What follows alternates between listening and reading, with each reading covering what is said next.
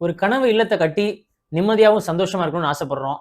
ஆனா அந்த கனவு இல்லத்தை கட்டுற ப்ராசஸ்ல நம்ம நிம்மதியும் சந்தோஷத்தையும் இழக்கிறோம். இதுதான் நான் மெட்ரோ சிட்டிஸ்ல பல குடும்பங்களோட நிலைப்பாடா இருக்கு. இந்த வீடுகளை எடுத்தாலே நிம்மதி இழந்து சந்தோஷத்தை இழந்து பிரச்சனைகளுக்கு ஆளாகி இந்த மாதிரி ஒரு சூழ்நிலை தான் நடக்கும். இந்த சூழ்நிலை மாறணும். நல்ல உயிரோட்டமான இருப்பிடங்களை வடிவமைக்கிறத மீறி ஒரு ஃபேமிலி ஃப்ரெண்ட்லி பிராக்டிஸ் மாடல் அதை உருவாக்கணும் அப்படிங்கிறது தான் எங்களோட பிரதானமான லட்சியம். நான் மெட்ரோ சிட்டிஸ்ல ஆர்கிடெக்சர் பிராக்டிஸ்க்குன்னு ஒரு விதி இருந்துச்சுன்னா அதை மாற்றி எழுதணும், அதை திருத்தி எழுதணும். கிளையண்ட்டுக்கு ஒரு கேக் வாக் எக்ஸ்பீரியன்ஸ் மாதிரி கொடுக்கணும், பர்டிகுலர்லி ஃபார் ஃபேமிலிஸ்.